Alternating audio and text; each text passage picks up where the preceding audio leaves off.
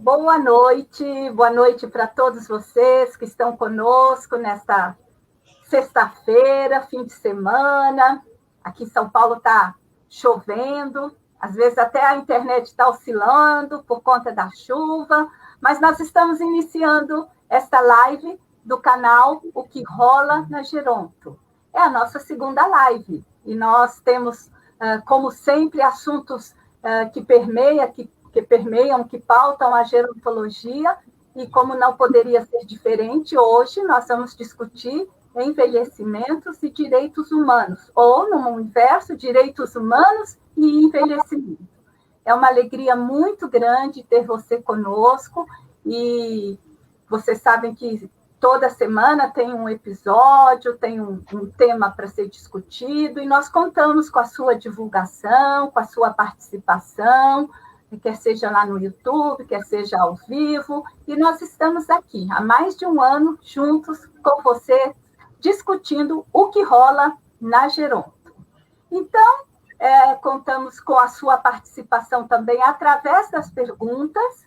Você que já participou e participa de lives, você tem a oportunidade de escrever um comentário, uma pergunta, endereçar para nós, que nós respondemos ao vivo, né, todas as perguntas. É muito importante a sua participação conosco nessa live que fala sobre direitos humanos e o que os direitos humanos têm a ver com o envelhecimento.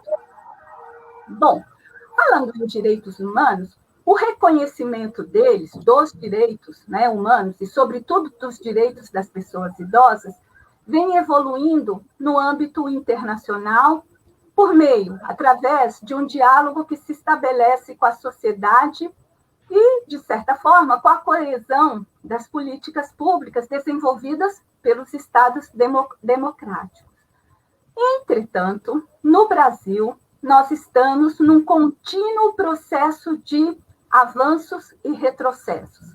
Avançamos, mas, ao mesmo tempo, voltamos nessas conquistas que, por tantos esforços, são feitas. As pessoas idosas são consideradas pessoas de direitos plenos. Idade não retira direito de ninguém. Entretanto, na maioria das vezes, esses direitos que já estão assegurados nos marcos legais, né, eles são intencionais, eles ficam no âmbito do que está escrito, mas não está sendo praticado. Na verdade, não existe essa garantia de que eles são executáveis. A velhice é um direito humano fundamental, porque é a expressão do direito à vida com dignidade. Direito esse essencial de todos os seres humanos. Além disso, a velhice cumpre uma função social de extrema importância, que é justamente aquela que facilita a continuidade da produção humana na ordem dos valores, daquilo que pode justificar a vantagem de viver e assegurar a qualidade de vida e a sua participação na sociedade. Não é? Isso é fundamental. A Declaração Universal dos Direitos Humanos assegura, no seu segundo artigo, que todos os seres humanos podem invocar os direitos e as liberdades proclamadas nesta declaração, aliás, assinada em 1948, e o Brasil foi signatário dessa declaração. E essa segurança, ela deve ser feita sem distinção alguma, sobretudo de raça, cor, sexo, língua, religião, de opinião pública ou outra, e também de origem nacional ou social, de fortuna, de nascimento ou de qualquer outra situação. Portanto, todos os seres humanos estão protegidos pelos direitos humanos. Para conversar um pouco mais sobre direitos humanos, o canal O Que Rola na Geronto convidou hoje para estar conosco a doutora Renata Flores Tibiriçá. Quem é a doutora Renata? Renata é uma pessoa muito querida aqui na cidade de São Paulo, no segmento das pessoas idosas, porque ela tem se feito presente em todas as situações, as necessidades que o movimento pede a ajuda e a presença. Bom, a Renata é uma defensora pública do Estado de São Paulo. E nesta condição de defensora pública, ela coordena o núcleo especializado dos direitos humanos do idoso e da pessoa com deficiência. Renata, seja bem-vinda conosco e eu queria ouvir o seu boa noite. Boa noite a todos e a todas. Muito obrigada pelo convite, Marília, Sérgio, Pamela. É um prazer estar com vocês, a gente poder falar um pouco sobre direitos humanos e envelhecimento. São questões assim essenciais, né? Que ainda mais nesse momento que a gente vive tantos retrocessos de direitos, tantas questões, e no momento também em que o direito à saúde, o direito à vida se tornam tão importante para todos nós, é essencial que a gente possa discutir esse tema, especialmente relacionado ao envelhecimento. Ainda mais porque as pessoas idosas, nesse momento, são as pessoas que estão mais sofrendo com essa pandemia, porque elas estão muitas isoladas nas suas casas, lutando pelas suas vidas, pela sua saúde, e que a gente percebe a dificuldade que se tem, né, ao longo de um ano de pandemia, né, desde o primeiro, ontem fez um ano do primeiro caso, o quanto é difícil tudo isso que as pessoas estão vivendo. Só que, para completar, para além das questões da pandemia e dessa luta pela saúde, pela vida que a gente tem vivenciado tão fortemente nesse período, ainda nós temos que lutar contra diversos outros retrocessos que vêm acontecendo e diversas dificuldades que são decorrentes, inclusive, da própria pandemia, por conta de uma crise econômica que a gente passa a viver, dificuldades, né, para várias pessoas de próprio sustento, né? Então, é um momento que, assim, para a gente discutir direitos humanos e envelhecimento, é um momento que é essencial, e eu parabenizo vocês por essa iniciativa.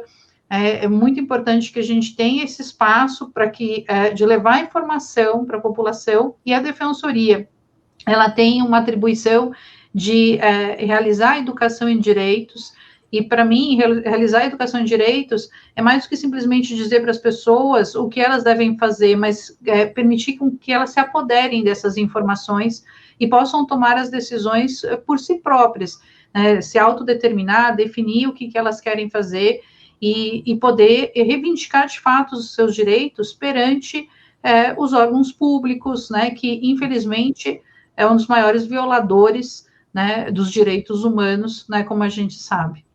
Muito bom, Renata. Olha, que conversa boa que nós vamos ter aqui. Direitos humanos mexe muito conosco, né?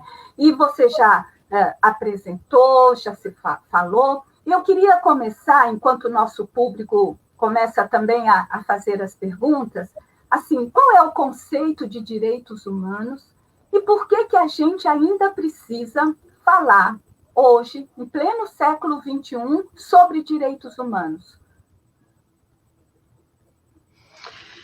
Bom, parece simples, né, a gente responder essa pergunta, porque direitos humanos faz parte de toda a nossa vida, né? Então, o direito à vida, o direito à saúde, o direito à liberdade, o direito à educação, o direito ao trabalho e tantos outros direitos, né, eles são essenciais. Os direitos humanos, eles surgem, quer dizer, o reconhecimento, né, e essa luta pelos direitos humanos, ela se faz muito forte nesse momento, né, que, como você bem trouxe, em 1948, após a Segunda Guerra e as grandes atrocidades que aconteceram ao longo da Segunda Guerra, que se fez importante ter que dizer, né, que certos direitos, eles têm que ser respeitados acima de qualquer coisa.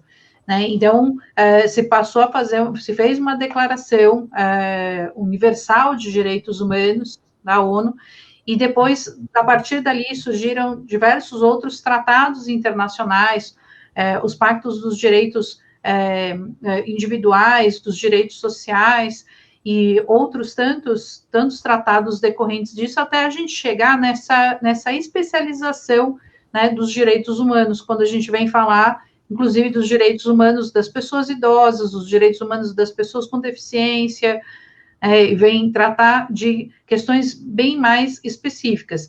Para além disso, a gente também tem um sistema global de defesa desses direitos por meio da ONU, tem um sistema interamericano, né, que esse sistema que nós temos, inclusive, até essa Convenção Interamericana de Proteção dos Direitos Humanos das Pessoas Idosas, e temos outras tantas convenções também muito importantes do ponto de vista desse sistema interamericano. Mas eu acho que o mais importante também da gente falar é que, assim, muitas pessoas têm um olhar de achar que quando a gente defende, né, infelizmente ainda tem esse olhar pejorativo em relação aos direitos humanos, de entender que os direitos humanos são uma defesa, no final, de pessoas que praticaram crimes, né, como se fosse alguma coisa pejorativa. Em primeiro lugar, bom, as pessoas que cometeram crimes, elas têm direitos, de fato, e elas precisam ser defendidas, né, então, isso a gente não tem que nem discutir. Mas a questão é que os direitos humanos não estão só relacionados a isso, né, os direitos humanos permeiam a nossa vida, né, o tempo inteiro, desde que a gente nasce. Então, quando as pessoas saem para brigar por mais vacinas, por exemplo, elas estão defendendo o quê? Elas estão defendendo o direito à saúde, o direito à vida. Né? E a gente não pode ver isso como algo pejorativo, e a gente está defendendo direitos humanos. Mas, infelizmente, ainda tem muita confusão no sentido de achar que quando a gente defende, inclusive, aquelas pessoas mais vulneráveis, mais oprimidas, a gente estaria fazendo isso em desconformidade com a lei. Nós não estamos fazendo isso em desconformidade com a lei. Né? A defesa, inclusive, das pessoas que praticam crimes é algo que faz parte dos direitos humanos, mas porque são pessoas, né? E nós não podemos esquecer disso, são pessoas, né? E o nosso sistema criou essa ideia do encarceramento, de que a punição é uma forma da gente resolver os problemas da sociedade, como a gente pode ainda discutir e falar também sobre isso, mas a questão essencial é que não pode haver esse olhar pejorativo em relação aos direitos humanos, porque os direitos humanos, eles são de todos nós, e eles têm que ser garantidos porque eles são, inclusive, uma forma da gente se proteger de diversas violações que podem acontecer, inclusive, né, como eu comentei, pelo próprio Estado, que é considerado um dos maiores violadores dos direitos humanos das pessoas. Então, quando a gente deixa de garantir saúde, quando falta fraldas no posto de saúde, quando faltam vacinas, quando a gente não consegue atender aquelas pessoas que têm maior risco de morrer numa situação de pandemia, quando a gente não tem leitos, nós estamos falando de direitos humanos. Então, é bem importante que as pessoas consigam compreender isso, porque para não pensarem, não se referirem, em relação aos direitos humanos com esse olhar negativo, porque todo mundo tem interesse, tem importância, tem necessidade de defender os direitos humanos. Doutora Renata, muito obrigado pela sua presença importantíssima aqui nessa live dos direitos humanos e envelhecimento, aqui no canal que rola na Geronto. E essa sua fala é muito interessante e a gente tem de discuti-la, porque realmente colocar os direitos humanos como algo pejorativo, quer dizer, quem defende direito humano defende coisa do bandido, esquece como nasceu a questão dos direitos humanos, não é? Lá, depois da Segunda Guerra, onde muitos direitos não existiam e que a sociedade, o mundo inteiro, se mobilizou para que, a partir de então, vários direitos das pessoas começassem a ser garantidos. E os idosos são uma parcela muito esquecida da nossa sociedade, não é? Até pouco tempo atrás, né, os idosos não tinham muitos direitos. Então, eu queria perguntar, vamos pensar aqui no Brasil e vamos pensar a população idosa brasileira, que está crescendo ano a ano e daqui a pouco nós vamos ter uma população idosa muito importante e vai chegar no número de idosos que tem igual às crianças e depois vai passar. Nós vamos ter mais idoso que criança nesse país. Então, eu queria perguntar, o Brasil tem garantido um envelhecimento digno, com direitos, aos cidadãos idosos brasileiros, aos 60 e mais? Há avanços? É retrocesso? Como é que está aqui no Brasil essa questão dos direitos para a população idosa? Bom, Sérgio, acho que a gente, infelizmente, né, e isso preocupa bastante, né, a gente vem vivendo uma série de retrocessos nos últimos tempos em relação a conquistas, né, de direitos em relação a diversos grupos, né, e direitos humanos. Uma das coisas que aconteceram recentemente e que a gente viu acontecer foi, né, finalzinho desse ano, quando todo mundo já estava se preparando para um Natal no meio de uma pandemia, numa situação absolutamente difícil, né, um Natal em que muitas pessoas tiveram que passar longe das pessoas que gostavam justamente para protegê-las, né. A gente tem o governo do estado de São Paulo e o município de São Paulo aprovando uma lei, né, e publicando um decreto que revogava a gratuidade para as pessoas idosas no transporte público coletivo acima de 60 anos, passando a vigorar, então, a gratuidade a partir só dos 65. No momento em que esse grupo, que é o grupo, né, que está mais sofrendo com a pandemia, porque é o grupo que tem maior letalidade, se a gente for olhar as estatísticas em relação, né, no site do SEAD, que é o site oficial do governo do estado de São Paulo aqui, as pessoas idosas, a partir de 60 anos, elas correspondem a 77,7% das pessoas que morreram vítimas de Covid. E são essas pessoas que, de repente, tiveram o seu direito, né, de ir e vir, né, que já estava sendo restringido por conta da própria pandemia, por conta de serem pessoas de maior risco, ainda de não poder, mesmo no momento de reabertura, ou mesmo numa situação de emergência, que elas precisem utilizar do transporte público, elas passam a ter que pagar, ou mesmo, então, aquelas pessoas que precisam trabalhar, porque, infelizmente, isso é um fato, e que muitas pessoas, às vezes, não sabem, que pessoas idosas, nem sempre, né, todo mundo associa ao idoso ou aposentado, mas isso não é verdade. Muitas pessoas idosas não se aposentam, infelizmente. Por quê? Porque elas não conseguiram contribuir ao longo da vida, né, ou porque foram justamente autônomas, e acabam tendo que, no final da vida, né, ter que trabalhar para poder conseguir se sustentar. E continuar trabalhando o quê? Informalmente. Né? Fora isso, são pessoas que, de repente, até tinham trabalho formal durante um período, mas não conseguiram adquirir o tempo suficiente para poder ter uma aposentadoria. E por que é tão importante o transporte? Porque o transporte, né, quem é empregado, que tem a registro em carteira, ele tem lá o vale transporte. Mas a pessoa que é autônomo, não, ela tem que pagar o transporte do próprio bolso. Então, o idoso que, de repente, não conseguiu aposentadoria, que tem que continuar trabalhando, ele tem que continuar pagando o transporte agora, né, para poder, de repente, conseguir trabalhar para se sustentar.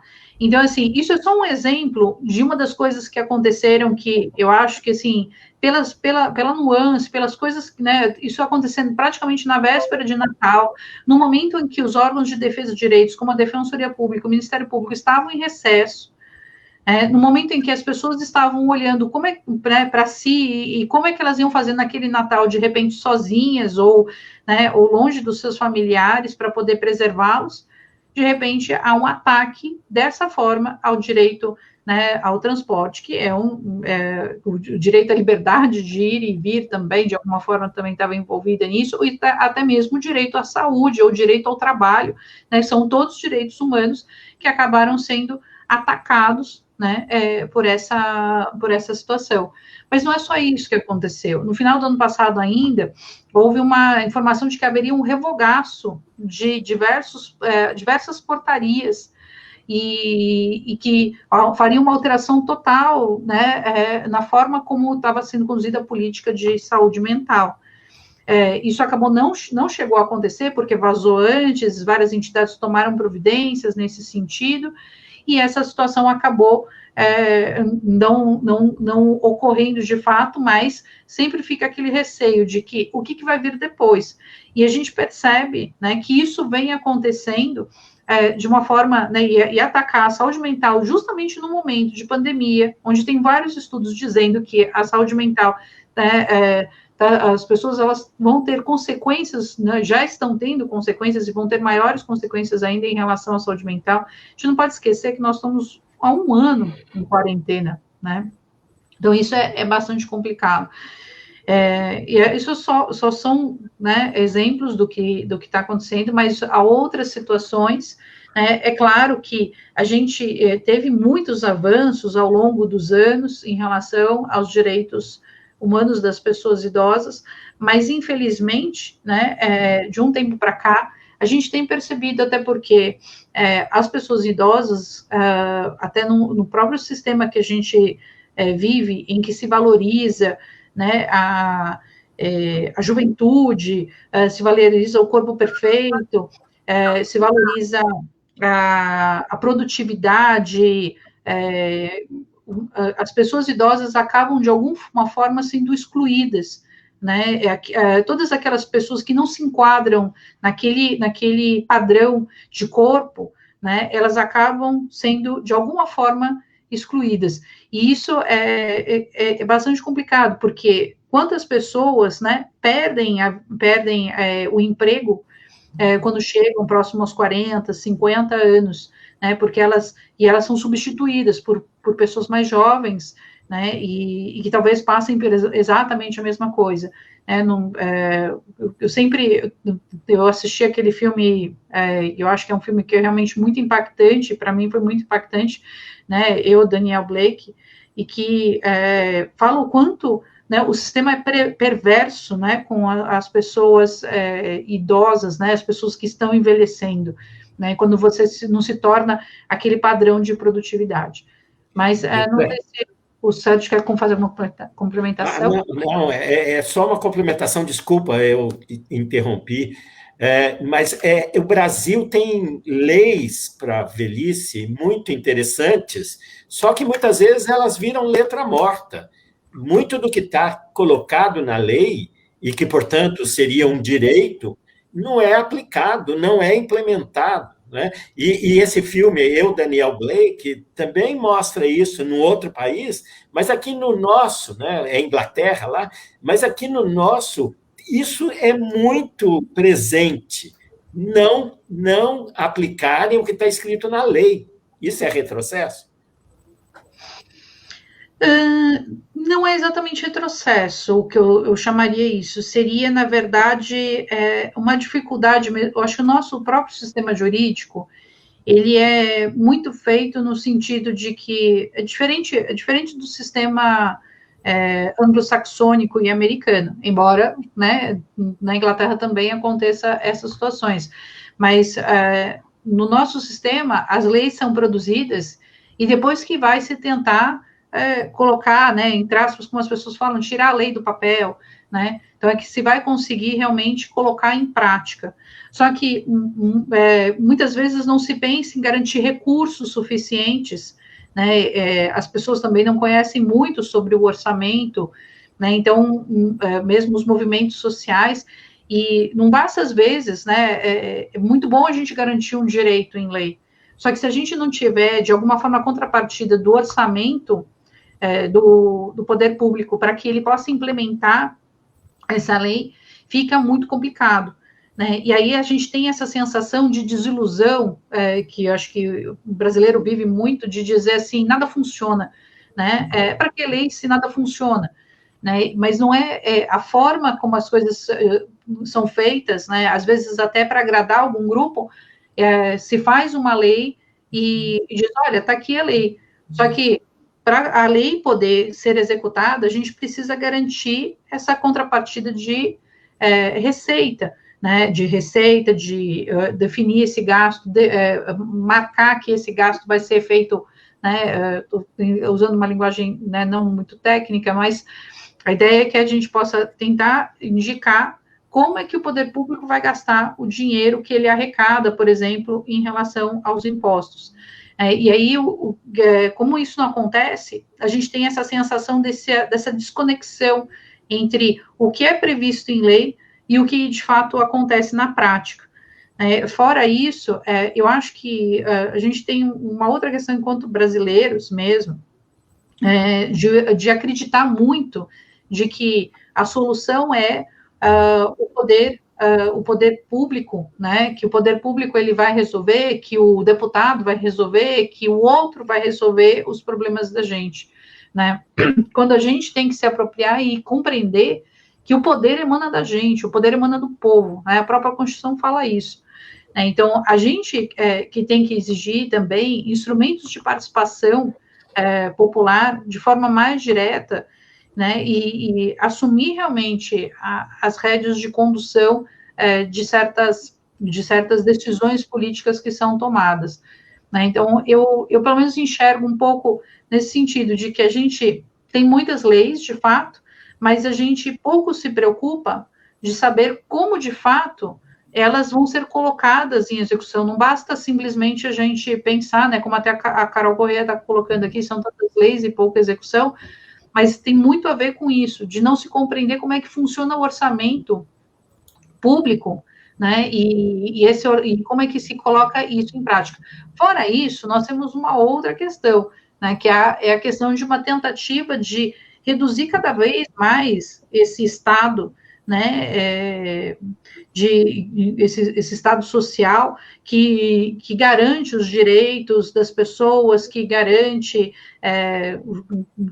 especialmente, né, os direitos humanos das pessoas, e cada vez mais concede isso para a iniciativa privada, né? Então as pessoas também, às vezes, não conseguem entender, né, porque se a gente der para a iniciativa privada vai poder fazer melhor.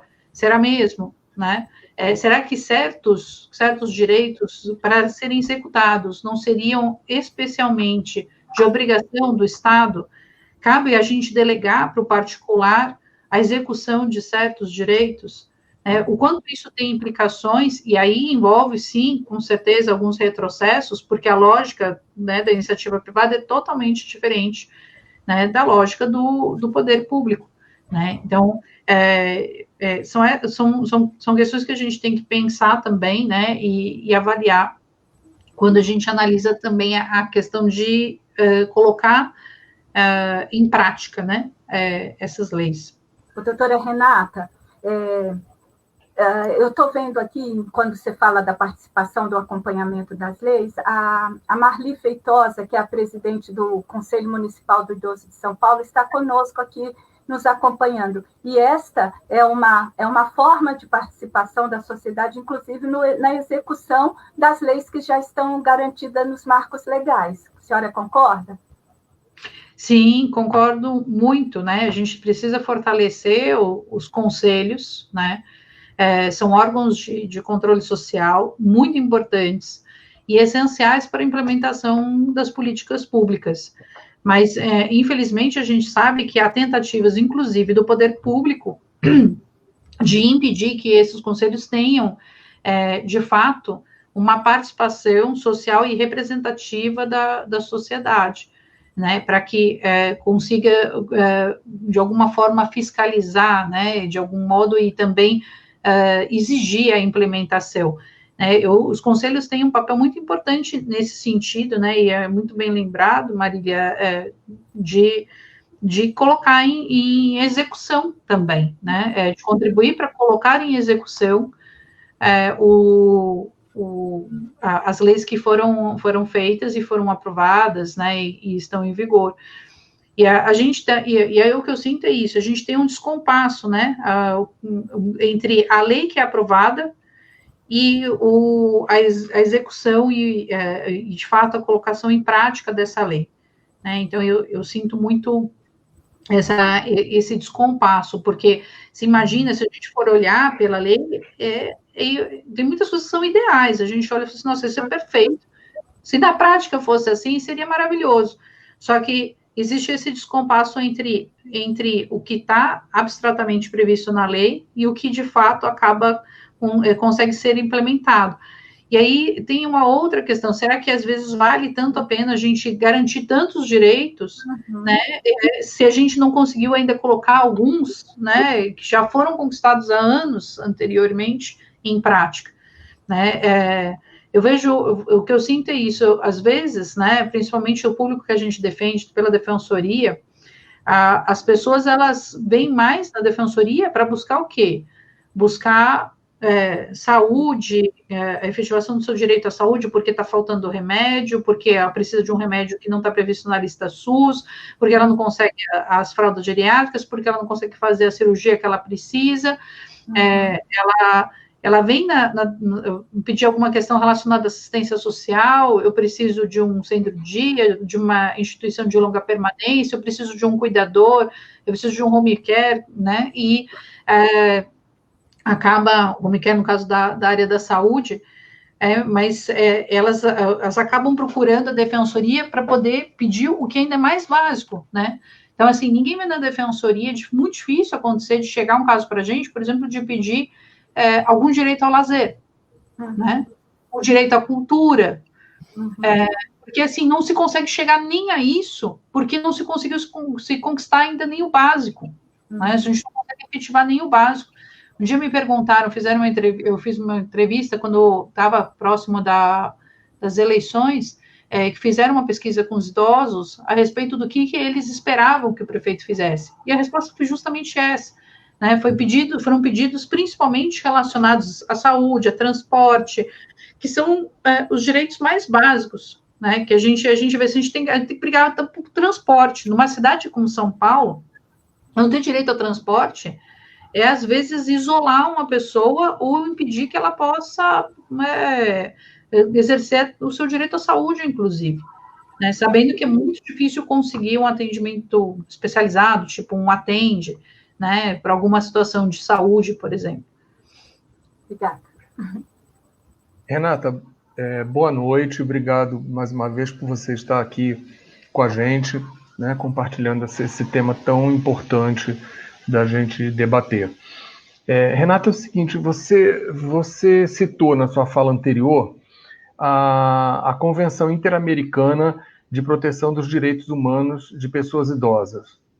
Tá? Então, eu gostaria que você falasse um pouco sobre essa convenção, o que é essa convenção, né? O que se configura essa convenção, tá? E por que o Brasil ainda não ratificou essa convenção. Queria que você falasse um pouco disso para a gente. Então, Carlos, a Convenção Interamericana sobre os Direitos, Convenção Interamericana de Proteção dos Direitos Humanos das Pessoas Idosas, é uma convenção que foi aprovada já faz, agora eu não vou lembrar de cabeça quantos anos, mas já faz... Foi 2017, se não me engano. 16 ou 17? 2016 ou 17? Eu acho que foi 2015, se não me engano. Mas enfim, essa Convenção Interamericana dos Direitos da Pessoa Idosa, né, ela foi concluída, celebrada em Washington em 15 de junho de 2015, né? Então, faz, daqui a pouco, 16 anos, né, que o Brasil já assinou essa convenção, mas essa convenção ainda não foi ratificada. E como é que funciona isso, né? Até para vocês poderem, né, acho que quem tá assistindo poder entender um pouco, né? Porque o ingresso de uma norma internacional no ordenamento jurídico tem algumas formas, né? Tem um procedimento para ser feito aqui no Brasil. Não basta simplesmente o executivo ir e assinar, né, um texto de um tratado internacional, como no caso a Convenção Interamericana, e que ela já passa a valer no nosso ordenamento jurídico. Ela tem um trâmite interno que tem que ser feito. E esse trâmite interno funciona de que forma? O Poder Executivo encaminha para o Legislativo, para que o Legislativo analise essa proposta, e a partir disso ele vai ter um trâmite no Legislativo, que, no caso de convenções de direitos humanos, como é o caso, podem ser por meio do artigo 3º, do parágrafo 3º do artigo 5º da Constituição, que prevê um quórum qualificado, né, que é idêntico à emenda constitucional, e permite que essa convenção ingresse no ordenamento jurídico com status de emenda constitucional, o que significa dizer que ela estaria no mesmo patamar da Constituição. E foi isso que foi pedido, né? Então, assim, a gente teve, nessa época, eu estive na coordenação do núcleo de 2014 a 2018, depois a gente não pode ficar mais que 4 anos, eu saí e retornei agora em 2020. Né? E nesse período que eu estive na coordenação do núcleo, a gente começou um trabalho em conjunto com a ONG Gerações, lançamos até um movimento pela ratificação da Convenção Interamericana, conseguimos, de alguma forma, né, fizemos vários abaixo-assinados, encaminhamos isso para na época, quer dizer, tinha o Ministério de Direitos Humanos, que depois acabou virando Secretaria de Novo Direitos Humanos, subordinado ao Ministério da Justiça, mas nós encaminhamos e, no final, acabou se conseguindo, pelo menos, que o Poder Executivo encaminhasse ao Legislativo a mensagem, né, para que seja analisado e seja aprovado. Então, é feito né, a análise é feita, então, em 2 turnos, né, de acordo com esse procedimento. São 2 turnos em cada uma das casas, tanto na Câmara como no Senado, e com 3/5 de quórum, né, ou seja, um quórum difícil. Mas envolve o quê? Uma grande mobilização. Isso foi tentado, então, existe esse projeto, que é um projeto de decreto legislativo, que é o 863 de 2017, só que, porém, ele encontra-se parado, né? Foi aprovado um parecer por unanimidade na Comissão de Direitos da Pessoa Idosa, em 28 de novembro de 2018, embora ele esteja em tramitação de regime de urgência, ele não teve andamento desde então. E com a situação da pandemia, poderia ter até andamento, porque só estão andando, por conta da pandemia, de março do ano passado, só estão andando aqueles projetos que têm a aprovação do regime de urgência, e esse tem. E não é impossível a aprovação, porque, inclusive, foi aprovado a Convenção Interamericana de Igualdade Racial recentemente, agora em fevereiro, em 2 turnos no Senado. Então, é importante que haja uma mobilização. E por que essa Convenção Interamericana ela é tão importante? Porque ela, de alguma forma, ela acaba trazendo alguns direitos e algum olhar sobre alguns direitos que estão previstos no Estatuto do Idoso, mas que teriam características um pouco diferentes, até a forma como trata a questão da violência, né, a amplitude que dá para o olhar da violência em relação à pessoa idosa, como outros tantos direitos que estão previstos, são bastante importantes, né, que a gente tenha essa ratificação. Então, depois da aprovação desse decreto legislativo, né, volta, né, então tem que ser aprovado em dois turnos, né, em cada uma uma das casas, na Câmara e no Senado, aí volta para o Poder Executivo para baixar um decreto, e aí ela passa a valer dentro do nosso ordenamento jurídico. Claro que como já uma norma, né, um tratado assinado pelo Brasil, a gente pode, de alguma forma, até citá-lo, pode tentar buscar a efetivação de alguns direitos, até insistir, né, de algum modo, mas não, ele não tem a mesma força vinculante, né, que uma lei, ou no caso que daí seria uma emenda constitucional, que seria muito importante, porque como emenda constitucional, ele vai orientar toda a legislação infraconstitucional, ou seja, a legislação ordinária. Doutora Renata, duas coisas aqui antes de continuar. Em primeiro lugar, eu queria agradecer aí as pessoas que já estão se manifestando, né?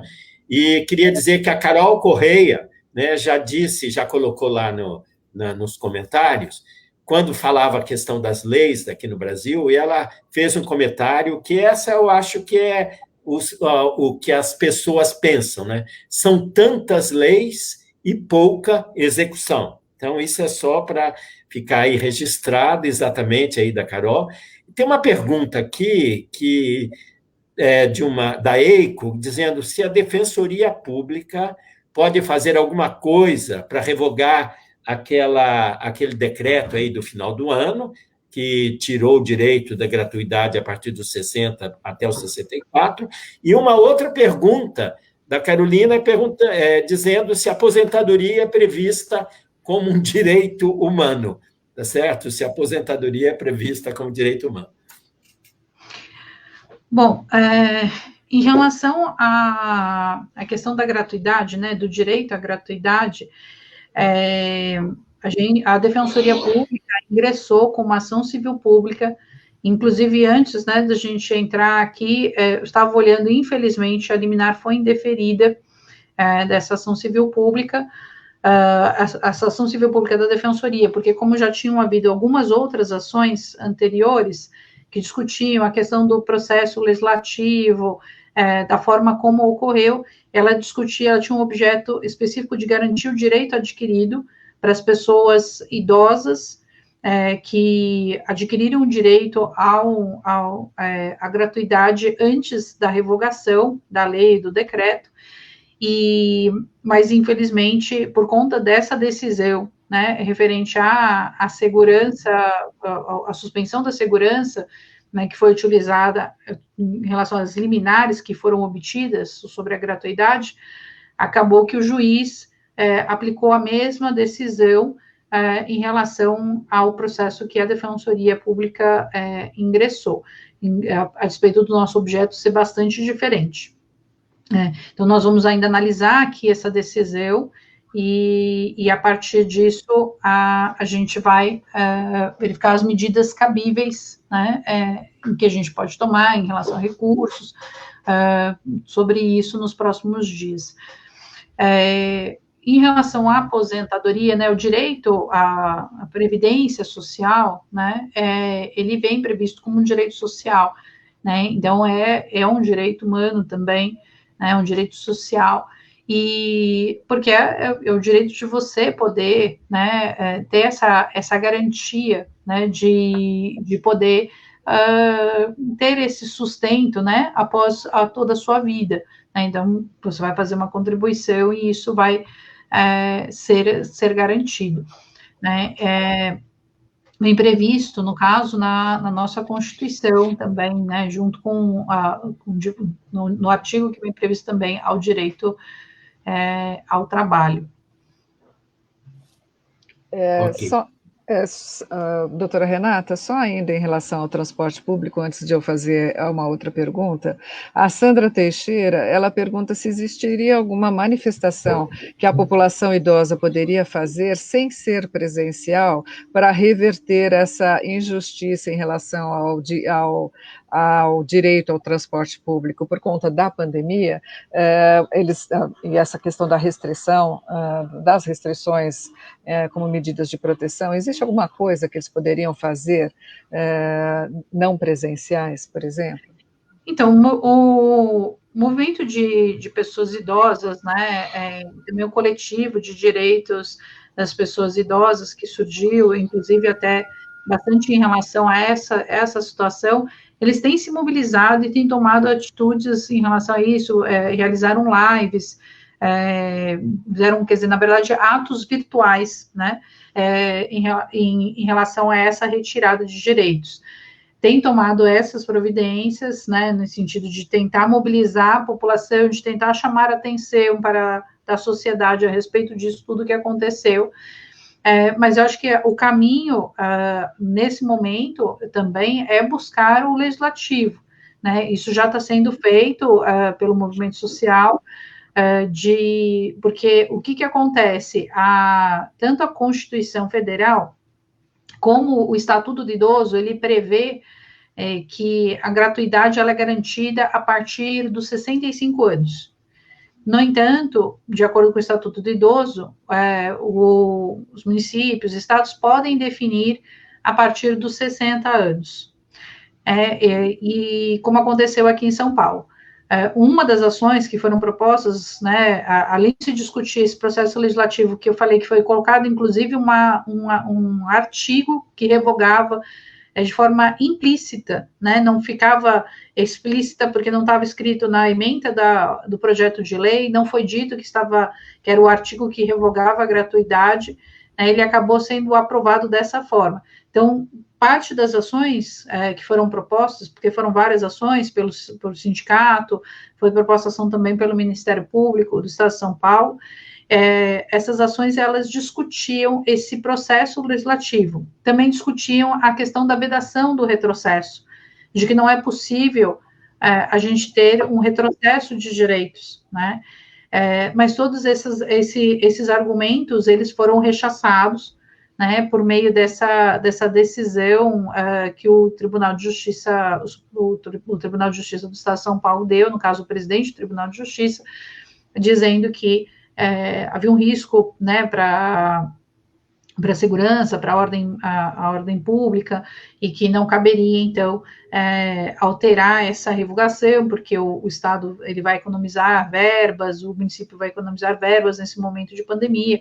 Enfim, esse basicamente é o argumento que acabou prevalecendo, né? É discutível tudo isso, né? Mas eu acho que uma das formas de também buscar essa reversão seria via o nosso legislativo, seja nacional, estadual, municipal, né? Para tentar discutir essa questão de nós termos uma nova lei sobre gratuidade. Tá. Uma outra questão já foi, inclusive, apontada por algumas pessoas que estão nos ouvindo, e era uma questão que nós íamos trazer aqui também, que a ministra Damares, né, do Ministério da Mulher, da Família e dos Direitos Humanos, ela publicou nesta última quinta-feira a portaria 457, que pretende rever a Política Nacional de Direitos Humanos, instituída pelo Terceiro Plano Nacional de Direitos Humanos. Nós gostaríamos de ouvir você sobre o que você pensa desse assunto. E nós tivemos uma colocação da Maria do Carmo, que falando sobre isso, né, que foi criado um grupo de trabalho para rever esse plano nacional sem a participação da sociedade civil. E ela coloca que isso seria um golpe regressivo na política de direitos humanos. Então, nós gostaríamos de te ouvir a respeito desse assunto. Então, a gente foi todo mundo surpreendido, né, com essa publicação, né, dessa portaria que pretende analisar a Política Nacional dos Direitos Humanos, né, mas o que chamou bastante atenção das pessoas foi em relação ao fato de que ela não trazia a possibilidade de participação da população, né, participação social. Então, foi publicada uma portaria que é a 457, e que ela instituiu um grupo de trabalho ministerial, que praticamente só tem servidores, né, do Ministério, para poder analisar esses aspectos atinentes à formulação, desenho, governança, monitoramento e avaliação da Política Nacional de Direitos Humanos. Eu acho que é das grandes questões, né, porque não é só em relação a isso que aconteceu, mas em relação a outras tantas, né, a gente teve um debate, embora não tenha uma relação direta com a questão dos direitos das pessoas idosas, tem em relação a outro grupo que nós atuamos, né, que são as pessoas com deficiência.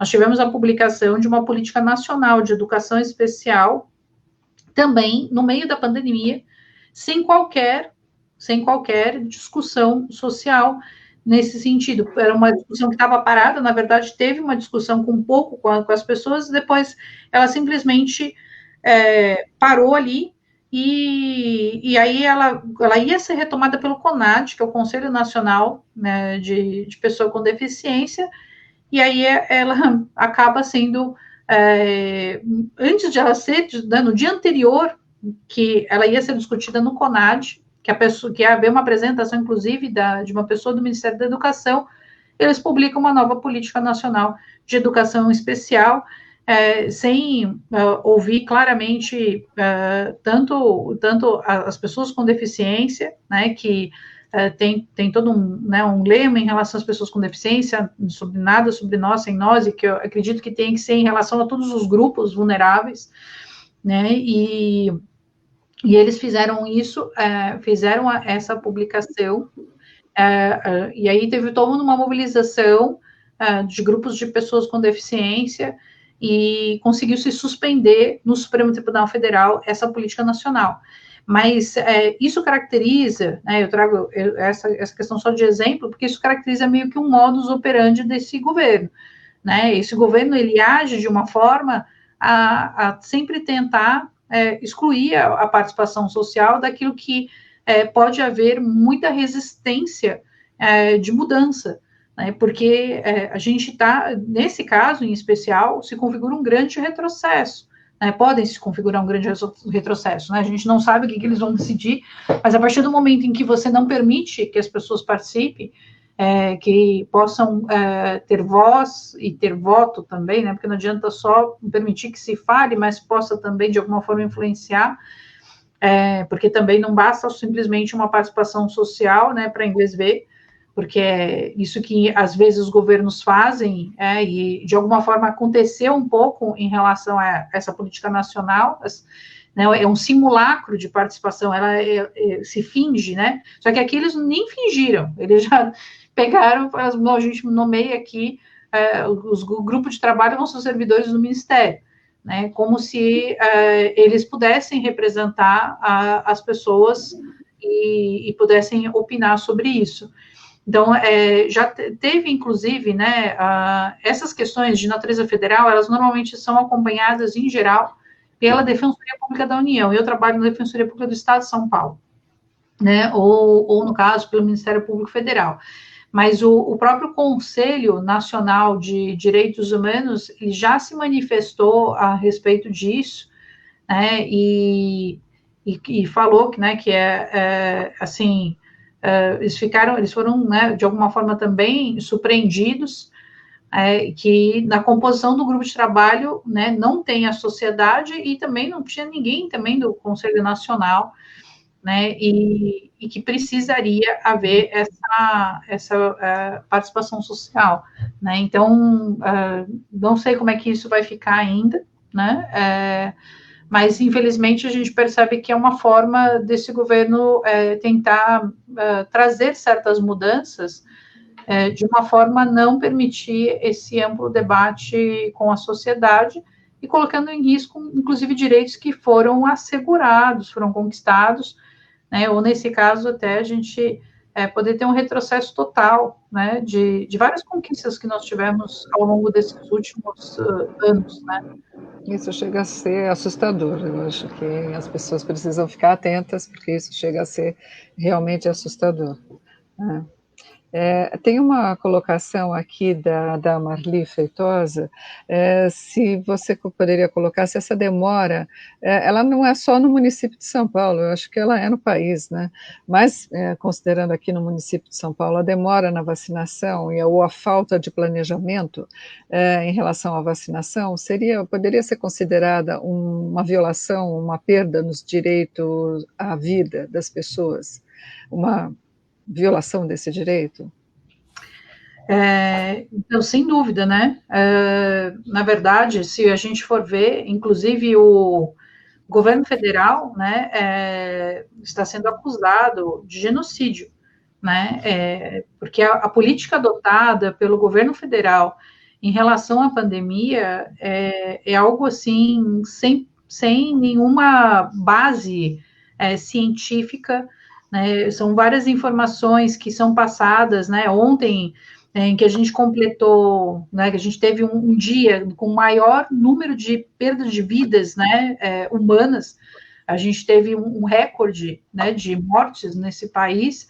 Ele vai falar numa live sobre não se utilizar máscaras, né? Então, assim, quando nós sabemos de que a única forma da gente tentar combater essa pandemia é com distanciamento, com máscaras, com álcool em gel, com higienização, enfim, todo mundo já está cansado de saber disso, mas o governo federal continua trazendo essas informações equivocadas para as pessoas e contribuindo para a desinformação. E a forma de atuar na política em relação à questão da vacinação é algo assustador, porque enquanto a maior parte dos países foram atrás de vacinas no segundo semestre do ano passado, lá para setembro, já estavam reservando as suas vacinas, a Pfizer veio aqui no Brasil e ofereceu as vacinas para o governo, e o governo questionou algumas cláusulas contratuais, mas tudo bem, ele pode até questionar algumas cláusulas contratuais, mas então negocia, né, a respeito disso, mas ele recusou naquele momento, eu não me lembro se foram, acho que 40, 60 milhões de vacinas. Milhões de doses. Milhões de doses, isso. São milhões de doses, e isso, assim, é uma coisa assustadora, porque a gente está num momento, a gente só teve nem 3%, estamos chegando a 3% da população vacinada. Nós começamos a vacinar as pessoas em janeiro, nós estamos terminando fevereiro com menos de 3% das pessoas vacinadas. Isso é assustador. E enquanto isso, as pessoas estão, praticamente, os grupos estão se degladiando, né? Estão brigando pela prioridade. Quem é que vai ser vacinado primeiro? Porque, claro, muitas pessoas querem se vacinar, sabem da importância da vacina, embora o governo federal não traga essa importância, mas as pessoas, elas se informam, vão obtendo informações e sabem da importância das vacinas, para que a gente possa tentar voltar uma vida mais próxima do normal. É só ver o exemplo de Israel. Israel está chegando a 50% de vacinação da população e está podendo voltar a uma vida razoavelmente normal, né? Agora, o Brasil, e eu vi algumas entrevistas, teria condições de vacinar, assim, milhões de pessoas diariamente. No entanto, a gente não tem vacinas para vacinar milhões de pessoas diariamente.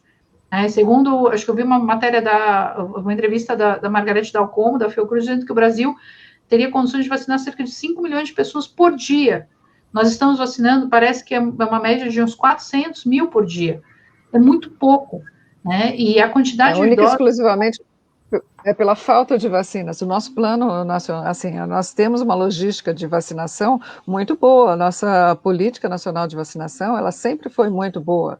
Ela é muito bem organizada. Não é isso que falha. O que falha é a falta de planejamento em relação a não ter vacinas. Não é o SUS que falha. O que falhou foi a falta de planejamento em relação à aquisição de vacinas. É isso que é importante que fique claro, né? Sim, e essa que é a preocupação, porque os grupos só estão brigando pela prioridade porque não tem vacina.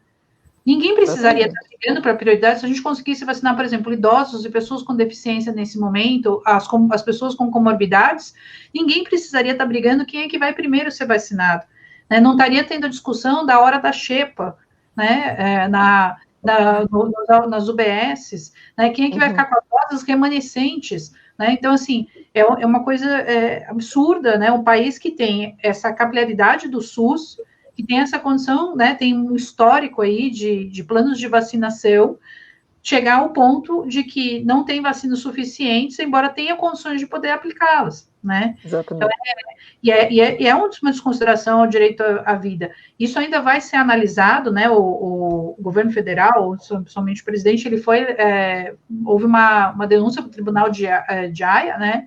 E isso vai ser analisado posteriormente. Então, assim, a gente vai saber daqui a alguns anos, né, quais vão ser as consequências todas, só que nisso nós estamos perdendo vidas, né, nós chegamos a 251 vidas perdidas, né, ao longo desse um ano, né, o que é extremamente triste, enquanto os outros países estão declinando, né, nos óbitos e nos casos, né. Doutora Renata, muito obrigada pelas suas respostas. Eu só queria dar um destaque aqui, que a Maria do Carmo Guido disse que tem relação ao transporte coletivo, que já existem 4 projetos de lei na Câmara Municipal, criando a lei de tal forma que nós possamos que se possa, na cidade de São Paulo, voltar a gratuidade para o transporte coletivo. Também, a Nadir Francisco comenta que precisamos trazer outras secretarias para participar nesse olhar para o idoso. É verdade, a sociedade, a secretaria, assim como diz o Estatuto do Idoso, que é dever de todos, que é começar pela família, pelo Estado, pela sociedade, né, a participar disso. E entrou agora o Rodrigo Pascoal, exatamente sobre grupos brigando para se vacinar, idosos de 69 anos que estão debilitados com doenças sérias. Câncer, por exemplo, estão na 4ª etapa da vacinação. Tem algumas coisas na lei que priorize este grupo de idosos com doenças sérias que possam ter prioridade? Eu acho que aí nós vamos encerrando essa oportunidade de perguntas, aproveito aqui, e, por favor, responda sobre essa questão, se tem prioridade para doenças sérias previstas, além disso. Então, na última edição que saiu do Plano Nacional de Imunização, agora do dia 14 de fevereiro, porque cada vez sai uma outra, né, com uma lista diferente, com uma ordem diferente, mas, assim, ainda já, pelo menos é um consenso de que idosos são os primeiros a serem vacinados. Mas não houve uma categorização dentro dos idosos, né, das pessoas idosas. Então, não são, primeiro, os com comorbidades que têm mais de 90 anos, ou os com comorbidades que têm mais de 80 anos. Eles foram abrindo a partir dos grupos de idosos, mas não considerando necessariamente essas comorbidades, né, para poder definir os idosos. Então, os idosos de 60 mais, eles vão ser vacinados em grupos, em geral, de 5 anos cada, né? Então, começaram com acima de 90, depois de 85 a 90, 80 a 85, agora estão abrindo, seria para abrir de 75 a 80, mas abriram acima de 77, né?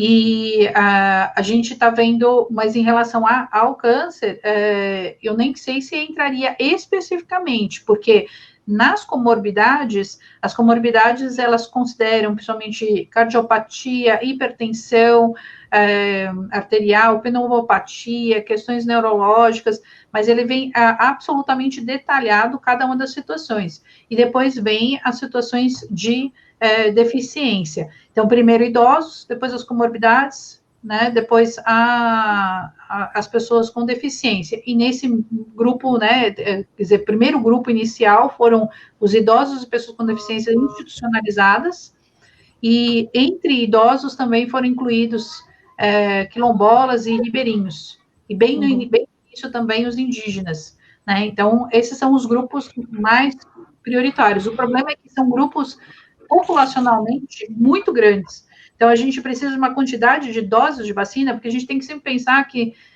quando a gente fala 1 milhão de doses, a gente não está falando em 1 milhão de pessoas, a gente está falando em 500 mil pessoas, porque a gente precisa garantir as 2 doses, né?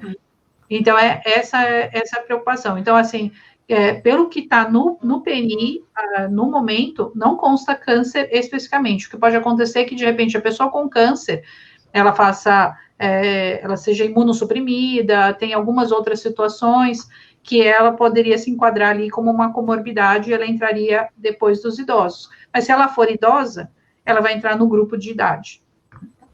Renata, tem uma consideração aqui que eu acho que precisa ser esclarecida, que o Márcio Alvarenga está dizendo que muitas vezes a gente foca no idoso de modo geral, mas a gente se esquece daqueles que estão vivendo nas instituições de longa permanência. E ele quer perguntar se os direitos desses idosos das instituições têm sido respeitados. Então, inclusive até por uma provocação vinda do Conselho Estadual do Idoso, que a Marília apresentou-se para a Defensoria Pública, a partir disso, a Defensoria, ainda quando o Estado de São Paulo não tinha assumido aqui o Plano Nacional de Imunização, ele não previa uma garantia para os idosos em instituições de longa permanência em relação à vacinação. Não sei se ele está perguntando especificamente da vacinação, mas eu vou comentar sobre isso, que eu acho que nesse momento é importante. E aí, nós fizemos uma recomendação para o governo estadual, considerando o ofício que já tinha sido encaminhado pelo Conselho Estadual do Idoso, como também o próprio Plano Nacional de Imunização, que previa idosos institucionalizados como um primeiro grupo. A gente fez uma recomendação para o governo do Estado de São Paulo, a Defensoria Pública, o núcleo, para que garantisse que eles fossem esse primeiríssimo grupo.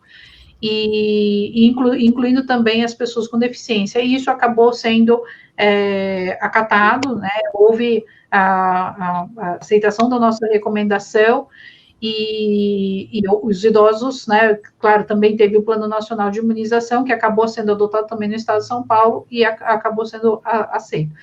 Agora, o que a gente fez pela Defensoria, a gente foi um pouco mais além disso, né? Nós pedimos 192 ofícios para todas as cidades onde nós temos unidade da Defensoria Pública, para especificamente as instituições de longa permanência nessas cidades, as residências inclusivas e instituições de longa permanência para as pessoas com deficiência, para saber se de fato, né, aquelas instituições informavam se de fato as pessoas idosas institucionalizadas tinham sido vacinadas. E nós ficamos felizes com o resultado dessas respostas, que praticamente 90% já foram vacinados, alguns ainda não receberam a segunda dose, mas estão em vias de receber, alguns por conta até de terem recebido a dose da Oxford, e vão receber. O fato é que, assim, pouco se olha para as pessoas idosas institucionalizadas. Eu acho que, mais do que também a gente garantir a institucionalização, né, ou seja, vagas em institucionalização, a gente precisa discutir uma outra questão que é muito importante e que também tem uma relação direta com as pessoas com deficiência, né, que é a gente poder buscar espaços menos asilares, né. É claro que a gente sabe que as instituições de longa permanência, elas deveriam ter uma característica de incentivo para a autonomia, para a independência da pessoa idosa, mas muitas vezes elas acabam se caracterizando como esse local que tem um caráter mais asilar. Precisamos buscar formas de ter moradia para a pessoa idosa, que se quiser morar sozinho, possa morar, mas que tenha os apoios necessários de acordo com as suas necessidades, né? Então, a gente realmente precisa pensar em políticas públicas sobre isso. Como também, se ela quiser morar com a família, porque às vezes a família quer que a pessoa idosa continue morando com ela, só que não tem condições de dar todo o suporte, todo o apoio necessário. Felizmente, são poucos os programas que nós temos nesse sentido, e isso acaba prejudicando essa possibilidade da pessoa idosa, inclusive, continuar morando com a família. Então, assim, para além de a gente pensar nas instituições de longa permanência, acho que nós temos que pensar também em políticas públicas relacionadas à moradia para as pessoas idosas que sejam alternativas às institucionalizações. Junto disso, doutora Renata, a questão dos cuidados também está diretamente relacionado com a possibilidade de moradia, inclusive em casa. Bem, assuntos não nos faltam, nós já vamos terminar agora sim, e eu queria agradecer a todas as pessoas que participaram, dando suas opiniões, recebemos excelentes temas, parabéns, muito bom, muito obrigada a todos vocês que nos acompanharam. Essa live vai ficar no nosso canal também registrado para consulta, está gravado. Se você não pôde acompanhar ou alguém que gostaria, ajude-nos a divulgar. Então, eu quero registrar aqui o agradecimento, inicialmente, à doutora Renata, por ter aceito o nosso convite, ter contribuído nessa discussão, que não se encerra aqui, mas os pontos abordados e os destaques que a senhora fez foram totalmente pertinentes e abre esse espaço para pensar os direitos que nós temos, como todos somos humanos, direito à vida, dignidade, saúde, liberdade, enfim, é uma série extensa desses direitos. Quero agradecer também aqui a Pamela, que está conosco presente, ela que favorece que nós entremos ao vivo, está dando todo o suporte. Pamela, querida, muito obrigada pela contribuição que você faz.